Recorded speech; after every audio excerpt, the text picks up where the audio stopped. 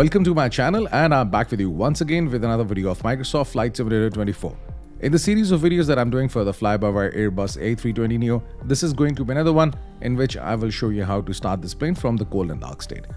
Before this, I've uploaded 3 videos in which I've covered a complete flight with this plane, then how to configure the EFB and the MCDU of this plane, and then how to configure the Thrustmaster TCA quadrant. Now, I will be doing today this short flight from Riyadh to Qatar, and I will configure this plane for this flight. I will also be uploading videos in which I will cover how to perform takeoff and fly this plane on autopilot, and how to perform an ILS approach and landing. So I will give you all the links in the description, and you can just go and follow any of the link as per your learning curve for this plane. Every time when I'm making a video, I'm making it for the beginners, so that's why I just try to keep things really simple and to the point, and I just try to explain everything because I always keep this thing in my mind that the people with little or no knowledge of the flight simulator will be watching it. So right now I'm at the King Khalid International Airport in Riyadh, and this is the Flybywire Airbus A320 Neo's cockpit. So let me just give you an introduction of the cockpit. This is actually the overhead panel, and over here you will have controls for the battery and for the APU, which is auxiliary power unit. Then you have controls for the fuel pumps and the lights, GPS navigation, and hydraulic systems. Then this part of the plane is known as the FCU over here. This is actually the flight control unit, and you can just interact with the autopilot using this panel and change different modes of the autopilot. Then this is the EFIS on the left side, and on the right side, EFIS is Electronic Flight Instrument System. With these controls, you can actually control the information shown over here on the navigation displays, which is over here and over here on the left side and on the right side. This is known as the ND, navigation display. Then this is the prime flight display, PFD, on the left side and on the right side. And you have ECAMs over here, the upper one and the lower one. ECAM stands for Electronic Centralized Aircraft Monitor, and you will see lots of information over here on these screens. Then on the pedestal, you have 2 MCDUs, multifunction control and display units. You can interact with the flight management guidance system using these MCDUs. These are the thrust levers, and this is the control for the trim, for the pitch, whether to pitch up or down during the flight. It's although carried out automatically, you don't really have to interact with it.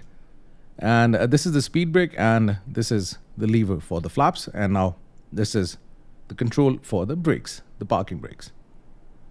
And then you have the radio communication panel. So let's press shift space and adjust the view. Before I start the flight, just make sure, or before I start this plane from the cold and dark state, just make sure that the thrust levers are in the idle position, the flaps are retracted, and the speed brake is also retracted, and the ground spoilers are disarmed, not like this in the armed position, rather disarmed. The gear lever is down, and the wipers are off. Otherwise, when you will have some power in the plane, the wipers will start working. Okay. So over here on the overhead panel, let me just adjust the view. If you press Shift 8, you will get a view of the overhead panel. You have 2 buttons for the batteries. So this plane has got multiple power sources. You have the power from the battery.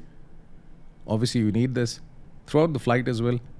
Then you have the external power. Right now it's available. Then this is auxiliary power unit. So once the plane is at the parking and the boarding is being carried out and all the stuff is being carried out, you get power from the external power.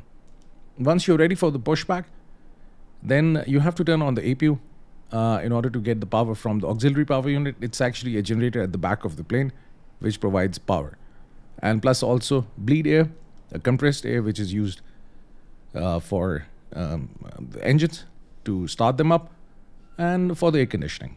And then after the pushback, when you start the engines, then you turn off the APU, and then you have power from the engines.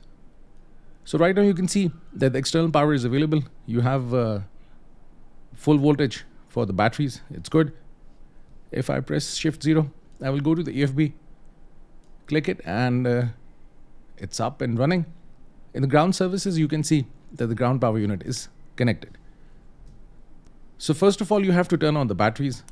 Let's turn on the batteries, and now you will see that there is some power in the plane, and then you can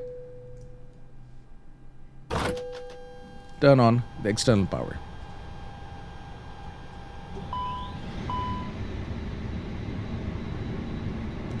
Now these screens will take some time, and then they will be up and running. Now you can see they're up and running. Now on the prime flight display and the navigation display, you can see it's red and no information is there because you have to basically set these three knobs to nav. This is actually inertial reference system. It says ADIRS or Air Data Inertial Reference System. This actually system provides GPS coordinates to the flight management guidance system. You have to set these knobs to nav. So now the iris alignment will be carried out and it will take roughly 7 minutes. As you can see, this information is over here. If you go to the AFB, you can change this time. If you go to realism, ADIRS align time, I've set it to real. You can set it to instant or you can set it to fast. Now there is this video on my channel which I've mentioned before. In that video I've covered how to configure the AFB of this plane, and I've also taken you through all the settings of the AFB. So if you're not really familiar with this, then I recommend watching that video, and then you can just come back here and start this video from this point. Now as you have the power in the plane and it's up and running, first of all, let's get the flight plan. So I have this Simbrief dispatch system. I will quickly make a flight plan, a new flight plan. If I press tab, I can get this default tab for the Microsoft Flight Simulator, or you can even use this icon. Now I have this Simbrief dispatch system, and this plugin is available on the Simbrief site. The flight is from Riyadh to Qatar, and right now if you talk about the time in UTC, it's 11:40 almost, and the departure time is 12:10 after 30 minutes, which is like okay. And then let me select the aircraft type, and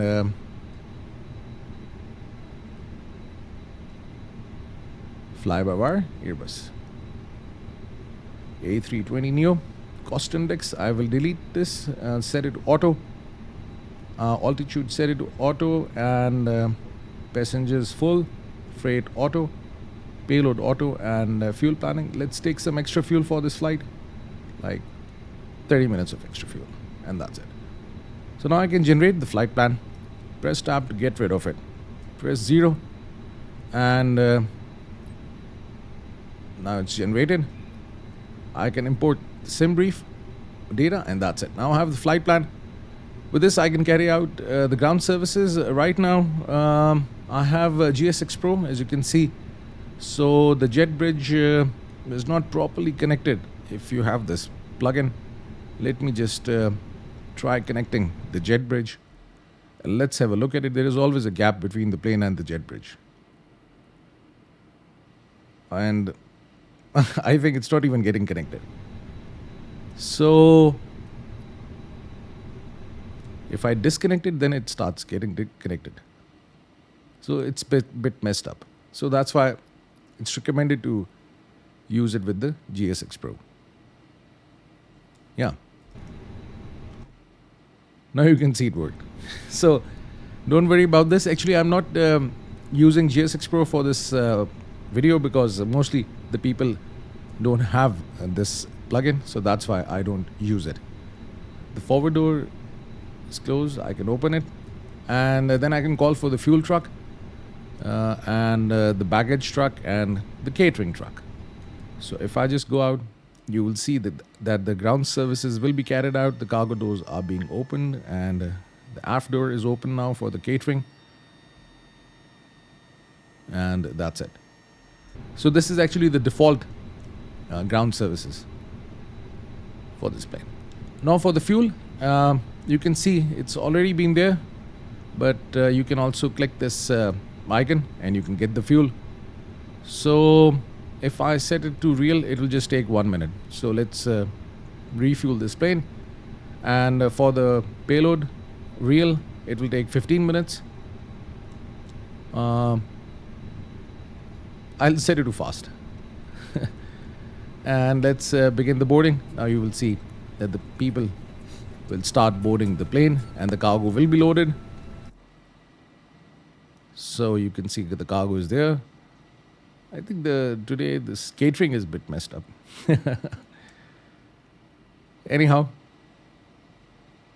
it's there. And one more thing, yeah, the wheel chocks and safety cones, they are there. So you cannot remove them. No. I think the catering is now complete. That was funny. Okay. So now it's time to configure the MCDU for the flight. So if I go to the MCDU and press Shift A, adjust the view, ATSU. Let's check if this menu is available. AOC menu and flight initialization. I can carry out flight initialization over here. So let's request for this flight. And now you can see the departure and the destination is there. And that's it. So I can go back and I can request for weather. But this plane has weather. So it's okay. But otherwise, you can just get the META if you want. I will skip this part and then you can check the messages. Send messages and receive messages. Have you received any message? No. That's it. So the sequence to basically configure the MCDU for this flight is diff strip, which is data, initialization alpha or initialization A. Init A, you can also call it. Flight plan, secondary flight plan, RadNav, initialization Bravo or init B, and then performance. So let's first of all go to data and check the engine is given over here, LEAP, and then this is the ARAG cycle. It's not updated. It's still June. Okay. Anyhow, it's there. And let's now go to the initialization and request initialization.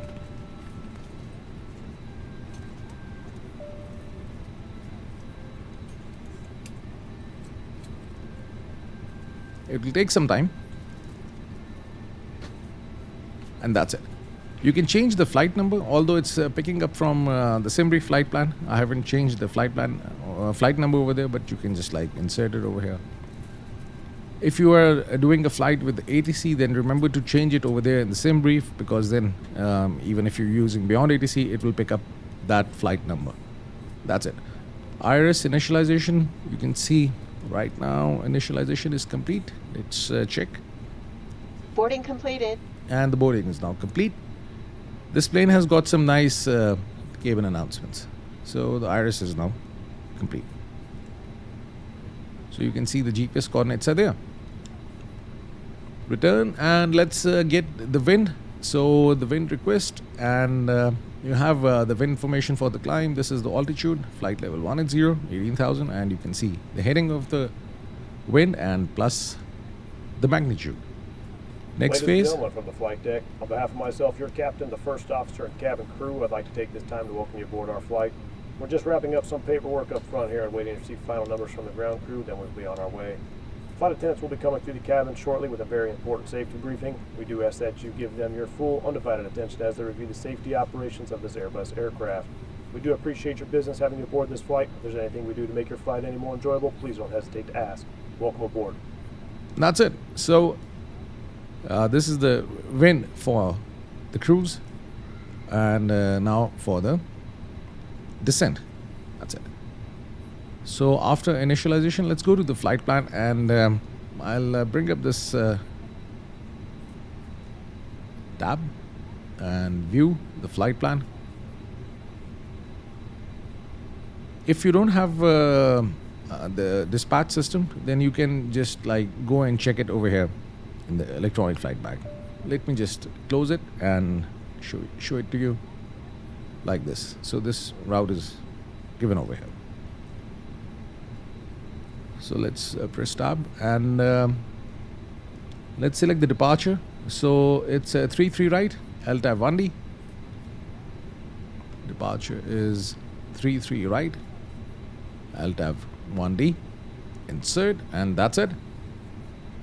And now 16 left, higher 1F for Ahmed International Airport arrival. 16 left and higher 1F. That's it. And let me just open the Navigraph charts and let's have a look at it, because let's unload the previous flight plan, import the new one, and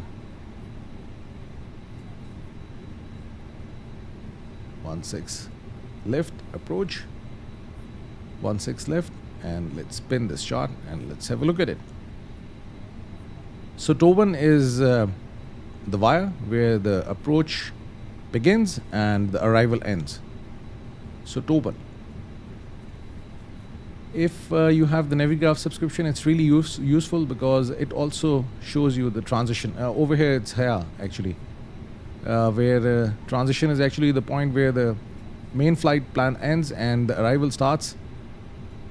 And that's why here. So this is the transition where the flight plan is ending and the arrival procedure starts. And the point from where the approach starts, it's actually via. So it's really simple. So let's insert it and let me just close this, and there will be a discontinuity. I just want to delete it. Let me adjust the view and let's get the flight plan over here, the navigation display, and then you can just like scroll through the flight plan to look for any discrepancies or any discontinuities or anything like this. So this flight plan is good.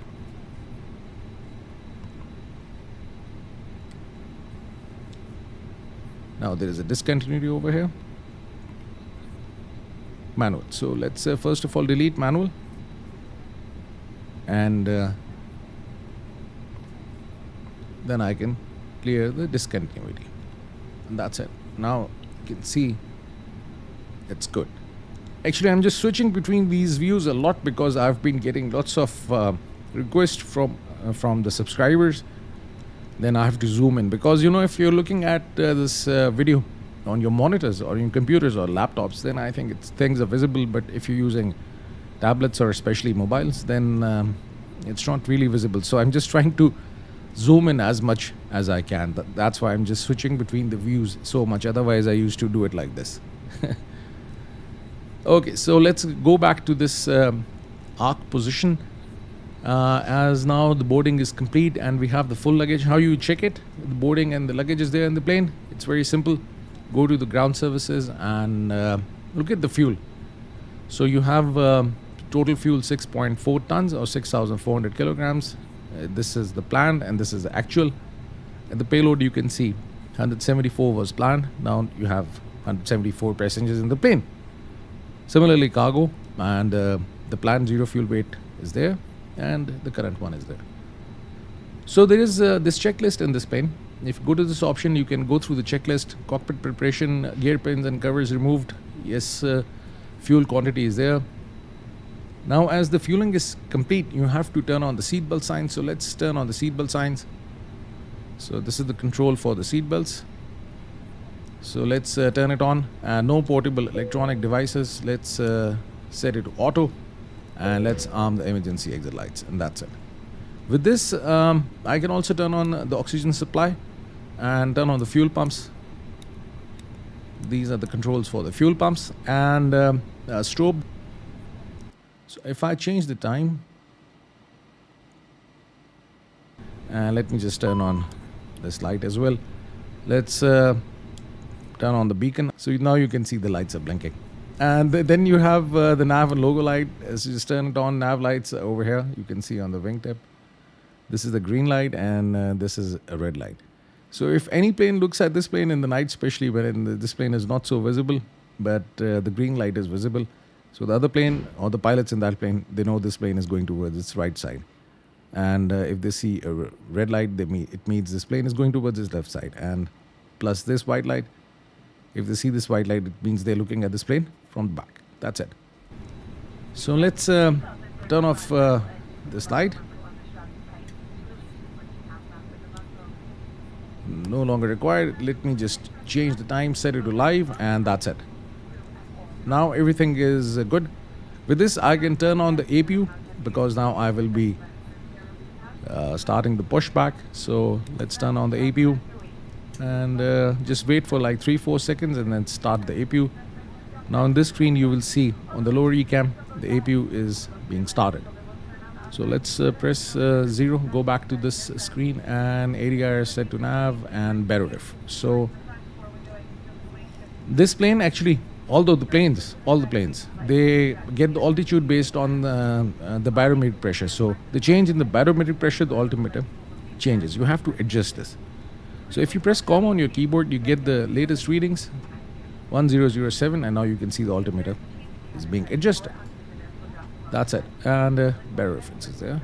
Mark checklist as complete. Now before start, this is after the pushback. I have to make sure that the parking brakes are there. Enter the takeoff speeds and thrust, and windows closed and beacon is on. Okay, so this is not recorded right now, so I will keep this page over here and I will carry on with the configuration. So diff strip, data initialization, flight plan, secondary flight plan, it's inactive, you cannot interact with it. RadNav not required because you can see the viewer is automatically there. For this airport viewer is actually very high frequency omnidirectional radio, and it's required if you're not carrying out GPS navigation. So right now for this flight we'll be using GPS for the navigation. That's why I will not be using any ground-based navigation device. Otherwise you have VORs and then you have NDBs, non-directional beacons. Now this is the ILS. This will be automatically updated once I'm near the Hamad International Airport. Then let's go to init B. Go to initialization, and you can see these two arrows. It means you can just like switch between different pages on this view.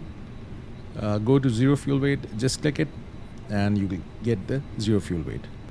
Then you have to enter the block fuel. So block fuel is 6.4 tons, if I'm not wrong, 6.4. So let's enter it, and the wind information. Let's go to the operational flight plan, and over here you can see average wind is 30 knots. So let's enter this wind 30.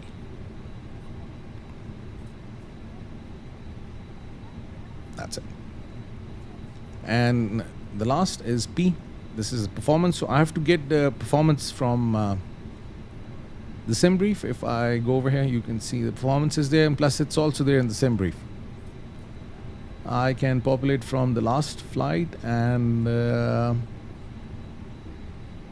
bleed is set to auto, anti-ice is off. I'm not using it. Populate weather, calculate, and the speeds are there. So V1, VR, and V2, 160. This is V1 is actually a decision speed for the takeoff. So before this speed you can decide to abort the takeoff, but after the speed you have to take this plane up in the air, because then you will run short of the runway. This is VR, the speed at which you basically pull back on the stick and take this plane up in the air, and V2 is the speed you try to attain after the takeoff, so that if one engine fails, the plane is still flying. There is no issue. Transition altitude is an altitude at which you will change the barometric pressure from the given one to the standard. So this is right now 1007, and 1013 is the standard. So you just use this knob to change the barometric pressure from the given one to the standard. That's it. So this is the transition altitude. This is the thrust reduction altitude. This is the altitude at which I will be basically changing the position of the thrust levers from this. It's not really visible. Anyhow, you set the thrust levers to climb. I will cover it in the video in which I will show you how to perform takeoff and fly this plane on autopilot. Okay. And the flaps will be 1. for this flight. And unfortunately for this plane, the value for the trim is not given, so that's why we will leave it blank. Otherwise, this is basically the control where you set the trim of the plane for the takeoff, whether to pitch up or down during the takeoff. So as it's not available, so I will just keep it like this and I will take my chances. That's it. So now all the information for the takeoff performance is there, except for this flexi temp. This is 63 degrees assumed temperature.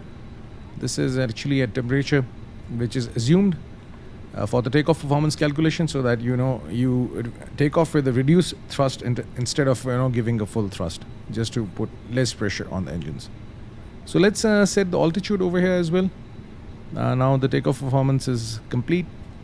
Go to initialization and let's look at the flight level. It's 290, so I will set it to 290, which is 29,000 feet. That's it. If you're flying with the Beyond ATC or some other services, then you will be getting a clearance for the altitude from the ATC. Otherwise, I will just keep it at 29,000 feet. That's it. Now you can see the APU is available and everything is good. I can now disconnect the external power and turn on the APU bleed. This is actually compressed air used to start the engines. And let's now disconnect the external power. Let's go to the EFB and just make sure that ground services are now complete. If anything is not complete, it will show in orange or green color, so that's good. Now I can disconnect the ground power unit as well. It's not required. You have this pushback plugin, so I will use this. That's it. Now the plane is ready for the pushback, so I have a GSX Pro as well. I can start the pushback with that GSX Pro as well, but obviously mostly the people are not using it, so that's why I will just use this one, the built-in one. So first of all, just enable the pushback system and call for the tug. And now you can see the tug is moving, and soon it will be connected.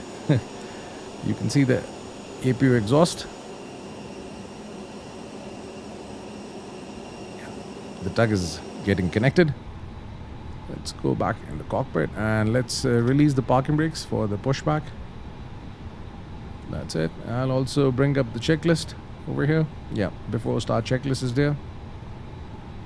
So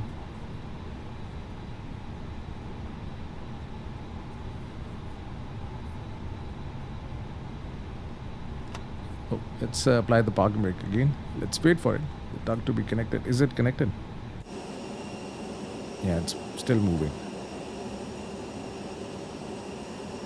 I think I disconnected it. Let's call it again. That was funny.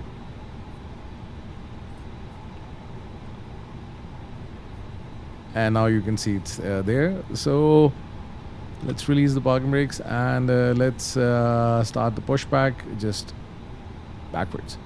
You can control the speed of the tug. You can go fast and slow. That's it. So I'll just keep it like this. Oh, I left the tug behind.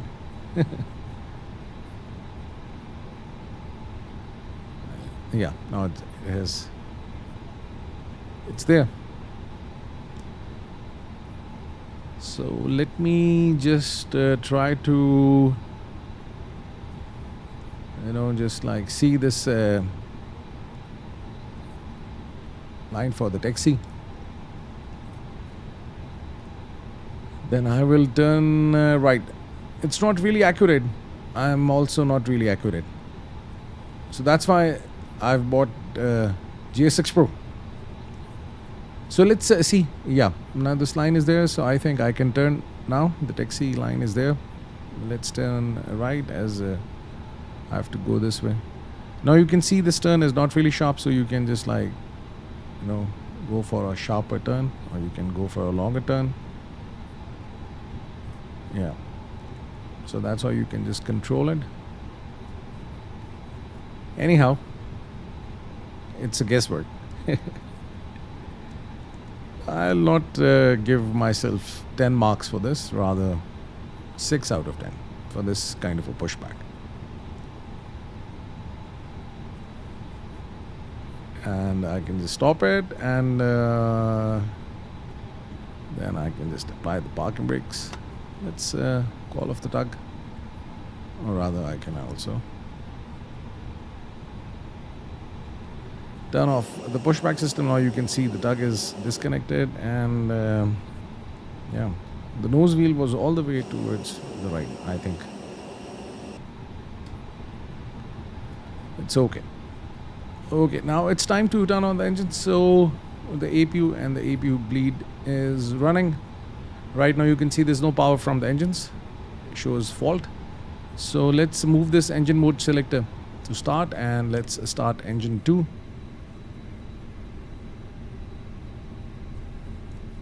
Now you have this checklist before start. So parking brake was on, and takeoff speed thrust window and beacon is on. So this mark, this check list, and after start. So this is the checklist that I have to go through. So now soon engine 2 will be up and running, and then I can start engine 1. Now the nose wheel is good. Hydraulic systems are available once the engines are up and running. You can see from engine 1 there's nothing. Left engine, but right, yeah. You have the hydraulic systems and plus the electrical systems. Right now the power is not being generated by the engine. Soon you will have power, and then yeah, now you can see it's no longer from the APU but from the engine 2. So the fault should also disappear. For engine 1 it has disappeared. I can now turn on, you can see avail is shown over here. I can turn on engine 1, and soon the engine 1 will also be available. And now you can see engine 1 is also available, the left one. Now I can turn on the transponder and set this knob to TRA, which is traffic advisory, and Prepare for takeoff. resolution advisory, and this is control for the weather radar. So multi-scan, let's set to auto. GCS, this is actually setting for the weather radar, so set it to auto as well. And predictive wind shear, instead of off, switch it to auto. And the weather system on this side 1, so you will see weather. I think it's inoperable, it's not working, the weather radar, and that's it. And this knob should be weather plus turbulence, or you can also keep it over here only weather. So I will just move it to weather and turbulence. Now just look at the ECAM, nothing should be there. So on this side, so right now the ignition is on, so it means this knob is basically over here at this position. Start the engine mode selector, just move it to middle, and this will disappear. Then the engine APU bleed is available, so just turn it off and turn off the APU, and that's it. Now turn on the nose light to taxi. As I will be starting taxi, wing lights on and runway turn off lights on, and that's it. So you can see the nose light and the wing light is not visible. Let me change the time, and you will see the lights. Now you can see the lights are there, and the wing lights are also on. So left, right, runway turn off lights, and front is the taxi light. That's it. Let's turn on the constraints. And now you can see different altitude and speed constraints over here as well. Auto brake set to max. So this is auto brake. In case of rejected takeoff, you need these brakes.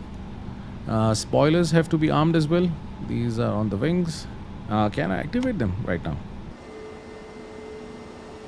Yeah. So these are the spoilers. So ground spoilers have to be armed. You have to pull it up in order to arm it. And flaps are set to takeoff. So let's set flaps to position 1. And that's it. Takeoff configuration test. Oops. The flaps are not actually fully. Now you can see the flaps are now in this position 1 plus F. So I can test the takeoff configuration, and it's normal. That's it. APU is still available, but it will disappear after some time. And everything is looking good. This is the best thing about the Airbus plane, that all the buttons should be black. If they are black, it means they're on, working, there's no issue. So there should be no color. That's it. And let's go through the checklist, after start checklist. So NTIs as required. So this is actually the control for the NTIs, for the engines and for the wing. So leave it like this. And ECAM status, it's all good. You can see, except for the parking brakes, there's no error. So everything is good now. And pitch trim, as I cannot set it, so I will just leave it like this. Oops. I'll keep it at 0. And rudder trim, this is actually the rudder. You can see it's moving, so it should be in the middle. This is the control. So make sure by moving it left or right that you have this 0 over here. That's it. And mark the checklist complete. And then I have the checklist for the taxi, which I will flight control. Yeah, they have to do this. And let's press this button, flight control. You will see the flight controls. So move the stick left and right for the ailerons. So left and right and backwards and forward for elevator, and twist it left and right for the rudder. So the flight control is good. Actually, this plane is really clever. Depending upon the different flight modes, the information changes over here. But you can just like look at the engines and the bleed and the pressurization, the cabin pressurization, electrical system, hydraulic, fuel, APU, air conditioning, and that's it. It's a bit hot. Let's move then to the left. It's a bit hot over here in Riyadh. Is there any change in the temperature? It works really well after it's 26 degrees. So you can further make it cold. No, right now the temperature is not changing, so maybe afterwards. But that's it. So you can just like keep it off, and then throughout the different phases of the flight you will see different information over here. So this video was related to the starter procedure, and hopefully you will be able to start this plane from the cold and dark state now. If you have any questions, you can ask me in the comment section, or if you want to add anything to this video, the comment section is there for you. Thank you very much for staying with me. Have a nice day. Hope to see you soon.